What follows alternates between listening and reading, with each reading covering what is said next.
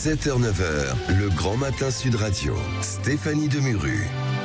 Il est 8h44, merci de nous rejoindre en direct sur Sud Radio. L'heure est venue de faire notre grand débat, les grands débats avec vous, Éric Revel et Lydia Guirousse. Et parmi évidemment les unes de la presse aujourd'hui et de l'actualité, l'OTAN, le sommet de l'OTAN qui a lieu en ce moment à Vilnius en Lituanie, avec cette question, évidemment, l'Ukraine doit-elle intégrer l'OTAN? On a d'ailleurs posé la question à nos auditeurs, pour eux c'est non, ça serait dangereux à 93%. Éric Revel, est-ce que vous comprenez nos chers auditeurs? Oui, il y a plusieurs volets dans cette affaire du sommet de Vilnius. Il y a la difficulté d'intégrer l'Ukraine à l'OTAN pour une raison très simple, c'est que je vous rappelle que l'article 5 de la charte qui régit l'OTAN dit que un pays membre de l'OTAN agressé par un autre pays, ce sont tous les autres membres qui doivent sinon venir à son secours militairement, en tout cas l'aider. Donc il y a un sujet, puisque l'Ukraine a été envahie par la Russie et que la Russie est toujours en guerre avec l'Ukraine. Donc ça, c'est le premier sujet. Puis le deuxième sujet quand même, c'est la petite partition qu'a joué le président turc Erdogan. Alors, il est parti à Vilnius avec une idée simple, c'était qu'il accepterait l'intégration de la Suède, qui a demandé son intégration à l'OTAN, si les Européens reprenaient des négociations qui sont au point mort depuis plusieurs années avec la Turquie pour qu'elle puisse se rapprocher d'une adhésion à l'Union européenne. Mais là aussi, si vous voulez, c'est quand même de vrais sujets. Alors visiblement, le président turc a laissé tomber. Et d'ailleurs, le président turc, il lâche un petit peu au passage la Russie pour ses propres intérêts. Donc c'est ça qui me semble intéressant. Maintenant, il faut être dupe de rien. Si vous voulez, l'OTAN, c'est évidemment c'est la mainmise totale des États-Unis sur l'OTAN. Et puis c'est aussi un business extraordinaire, l'OTAN. On ne le dit jamais assez. Mais quand vous adhérez à l'OTAN, quand vous êtes un pays qui rentre dans l'OTAN, vous êtes quasiment obligé, pour des problèmes d'opérabilité militaire, d'acheter du matériel militaire américain.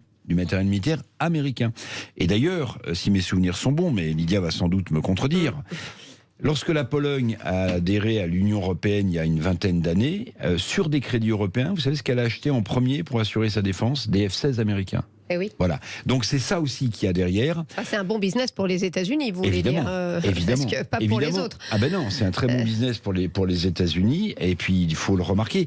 La petite déclaration de Dominique de Villepin, l'ancien Premier ministre de Jacques Chirac, qui a dit il faudra bien à un moment donné ou à un autre renouer le dialogue avec la Russie aussi, a-t-il dit. Vous voyez, Monsieur de Villepin, c'est pas un pro-russe à tout craint. C'est lui qui avait été. Soupçonner, voilà. Donc bon, Lydia, pardonnez-moi, j'étais un peu long, mais voilà ce que je voulais dire sur la Suède. Non, mais c'était passionnant, Éric. Vous nous avez donné plein de. Il a donné tous les éléments de ce débat.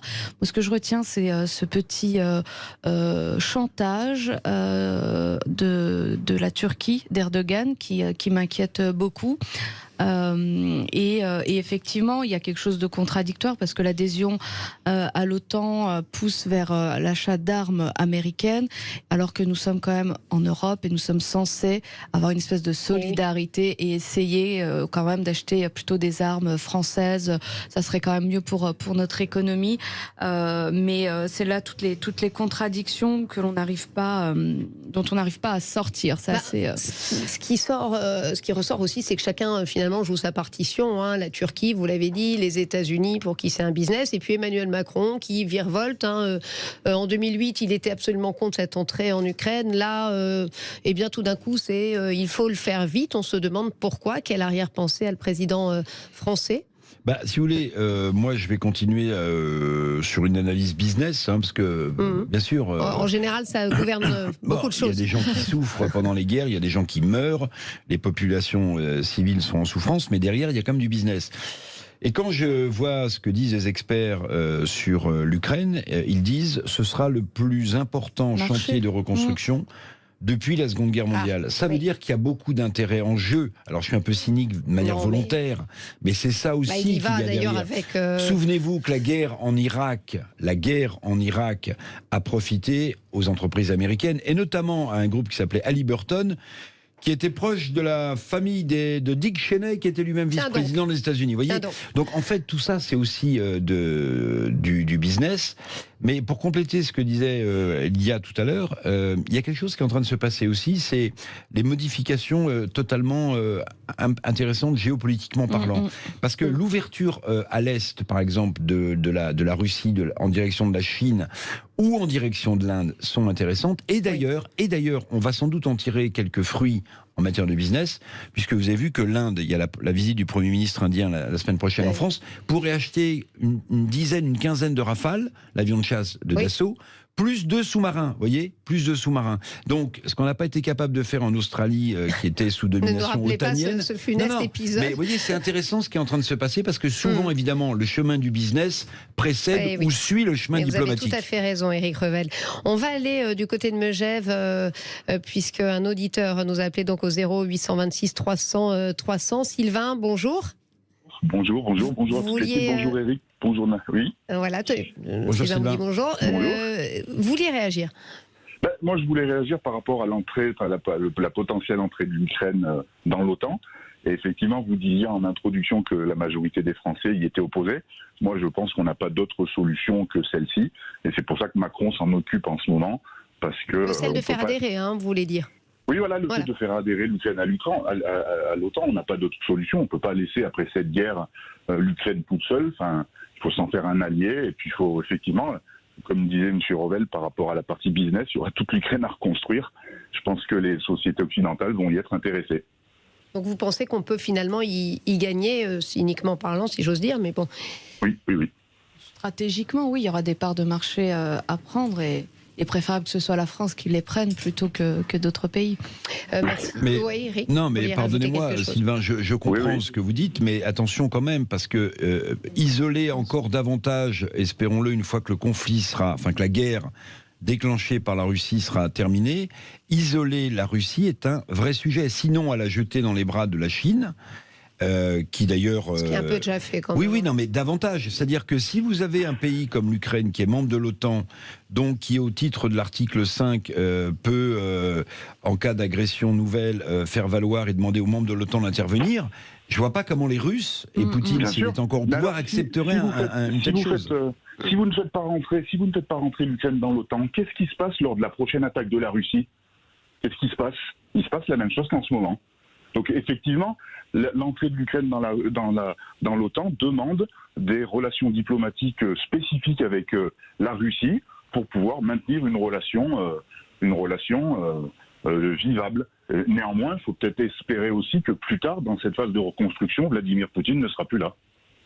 Merci en tout cas Sylvain, et on va revenir sur ce sujet de l'OTAN tout à l'heure dans Mettez-vous plutôt d'accord. Autre sujet de l'actualité qui fait beaucoup parler, notamment sur les réseaux sociaux justement visés par l'Europe, par Thierry Breton, qui irait jusqu'à les supprimer, les sanctionner si les contenus haineux et les appels à la révolte n'étaient pas supprimés instantanément. Lydia Guirousse, ça vous inspire quoi? Écoutez, il y a un vrai problème sur les réseaux sociaux. Il y a un vrai problème parce qu'on n'arrive pas à les maîtriser et qu'ils n'ont pas leur rôle de modérateur. Il n'y a pas assez d'équipes pour modérer les propos, les vidéos qui sont diffusées. Et on sait très bien le rôle de ces réseaux sociaux dans la propagation de fake news, de propos complotistes, mais aussi d'appels à la violence. Rappelez-vous, comme on l'a vu sur cet les épisode, émeutes, mais aussi Samuel Paty. Samuel Paty, c'est parti aussi d'une vidéo qui a été partagée sur les réseaux sociaux et qui est tombée entre les mains de la mauvaise personne. Donc c'est vrai qu'il y a de grosses difficultés parce qu'il n'y a pas d'investissement de la part de ces réseaux sociaux, notamment TikTok qui est chinois ou Snapchat, Instagram qui sont américains, mais même Twitter d'ailleurs, il n'y a pas beaucoup de modération. Moi j'ai d'ailleurs mon Instagram qui est piraté depuis quelques semaines. Alors c'est un compte certifié, je passe peut-être un appel comme une bouteille à la mer pour qu'on puisse me le rendre, qui est piraté par une boîte d'eau minérale saoudienne. Voilà, donc depuis le Qatar, mon compte, là il y a de la publicité pour de l'eau minérale saoudienne. C'est fascinant et je n'ai pas la possibilité de le retrouver alors qu'il y a des informations et que c'est un compte certifié. Donc effectivement, il faut qu'au niveau européen, Et au niveau français aussi, on arrive à mettre en place des règles. Je pense à la fin de l'anonymat déjà, qui ferait réduire drastiquement les contenus qui peuvent être des contenus d'appel à la violence, menaces de mort et haineux. Et ça serait déjà un premier pas qui me semble accessible si le législateur se donne les moyens de le faire. Alors ça réagit au standard 0800 26 300 300. Il y a Richard qui nous appelle de Toulouse. Bonjour Richard, vous vouliez réagir sur cette question des réseaux sociaux? Oui, tout à fait. Bonjour à vous. C'est un sujet grave parce qu'en fait, on s'aperçoit qu'à chaque événement qui peut être, on va dire, conjoncturel, on vient mettre un cliquet de réduction de liberté. Alors, et je pense que c'est une étape de plus. Et on sent bien que l'électorat est majoritairement âgé en France. On recherche de la sécurité et ça se fait au détriment des générations et du dynamisme. Moi, je pense que plus on mettra de contraintes, plus on mettra de restrictions, moins on sera dynamique dans ce pays et en Europe. Merci Richard. Éric, ça c'est vrai que Éric Revel, c'est une critique qui ressort beaucoup, beaucoup crient à la censure. C'est difficile de supprimer sans atteinte aux libertés. Écoutez, c'est toute la difficulté. Alors je partage le point que les réseaux sociaux n'ont pas une neutralité évidemment au moment des émeutes, puisque les émeutiers s'en servaient pour se donner rendez-vous devant des boutiques à pied et autres. Mais moi, j'ai été extrêmement surpris, pour ne pas dire choqué, par les propos du commissaire européen Thierry Breton. Je vais vous dire pourquoi. Parce que le commissaire européen, et on sait comment l'Europe, d'une manière ou d'une autre, avilit les souverainetés nationales. Quand le commissaire européen explique qu'en cas de révolte, c'est le mot qu'il a employé, en cas de révolte, on pourrait suspendre immédiatement et obliger les plateformes qui gèrent des réseaux sociaux à suspendre immédiatement les contenus. Moi, j'aurais juste posé une question au commissaire européen Breton. C'est quoi une révolte ? Est-ce qu'une révolte, parce que si vous voulez une révolte, une révolte, ça peut être un mouvement d'opinion qui génère autre chose. Donc je comprends les gens qui disent, mais attendez, là en fait on est en train, les États sont en train de mettre la main sur les réseaux sociaux, et donc quelles idées pourront passer au crible de la Commission européenne? Moi je trouve, Lydia, que c'est un vrai sujet. Évidemment que c'est un vrai sujet, mais j'entends tout à fait, mais il me semble quand même une marge de manœuvre qui n'est pas négligeable pour pouvoir encadrer ces réseaux sociaux, les encadrer sans diminuer la liberté d'expression évidemment, mais comme vous le savez, la liberté d'expression elle est quand même encadrée, on n'a pas le droit d'être dans des propos haineux, antisémites ou dans des menaces de mort. Or aujourd'hui sur les réseaux sociaux, nous n'avons pas la possibilité de maîtriser, d'encadrer cette liberté d'expression. Évidemment l'aide précieuse de l'intelligence artificielle qui fera le modérateur. Merci en tout cas à vous deux, Lydia Guirousse, Éric Revel et nos auditeurs qui sont venus nourrir ce débat. On se retrouve dans quelques instants pour Mettez-vous d'accord et puis la rubrique Déjà en cuisine. On ira un petit peu voir un chef qui nous parlera de gastronomie. Restez avec nous.